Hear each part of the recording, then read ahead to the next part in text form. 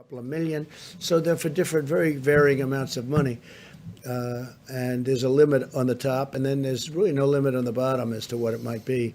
But it's really popular. It's hundreds of thousands of applications. They really like it. What I like is it keeps these companies together, these little companies. Just like we're going to help the airlines and the big companies, we're going to help the little companies. And the banks are running. Nobody's equipped to do a thing like that, but the banks are equipped. So the banks are doing it, big banks, small banks. We have many banks, community banks, and they're processing the loans, and they'll be able to watch it and make sure it's done properly. Talk today, sir, as well about potentially reopening the economy in the upcoming weeks. You mentioned the other day about a potential economic task force. Can you give us some sort of update as to where we're that thinking may or may about not... that, but we want to open up, and we want to get it open soon. That's why I think maybe we're getting to the very top of the curve. I spoke with Governor Cuomo, and he seems to think that he's getting close, and I think a lot of people think that a lot of places are getting close. We want to start hitting the downside, and I think we're going to be doing. This is going to be a very difficult week, however. This week will be a very difficult week because that's the most difficult week when you're at that top position, and we'll see what happens. We'll see what happens. When it does open up, what can the federal government do?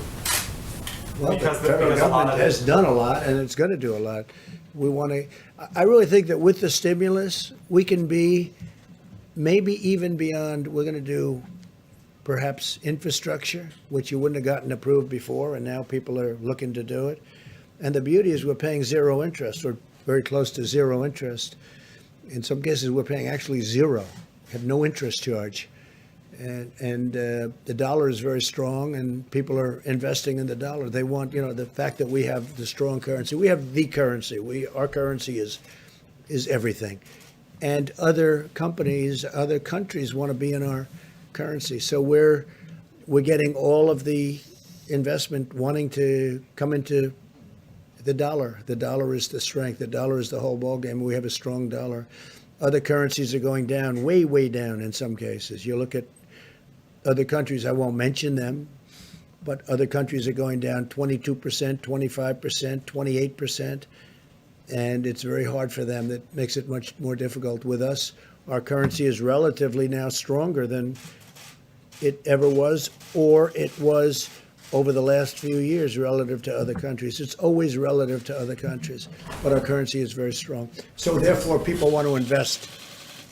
If we do a bond issue to do infrastructure, everybody wants a piece of that issue, even at zero interest. Yeah, please.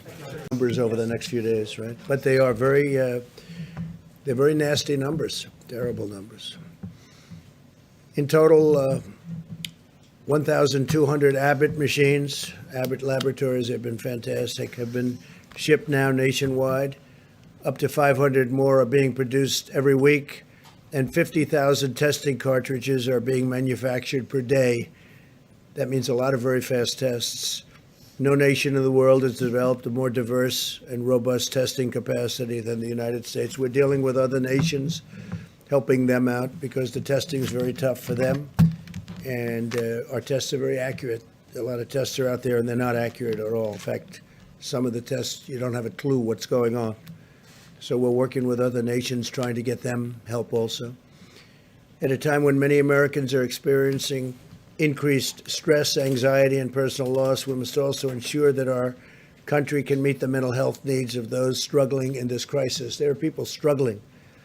They're struggling. And some people are getting to know each other, frankly. Some families are getting to know each other on a positive note, but there are a lot of people struggling. On Thursday, I'll be speaking to leaders and advocates from the mental health organizations all across our country.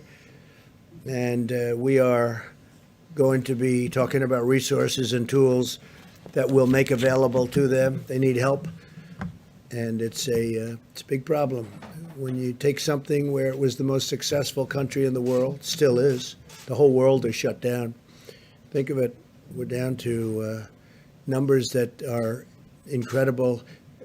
As I said yesterday, I think it's 182 countries right now. 182 countries are under attack by the scourge, by this virus. But as we wage medical war on the virus, we're also speeding economic relief to our people.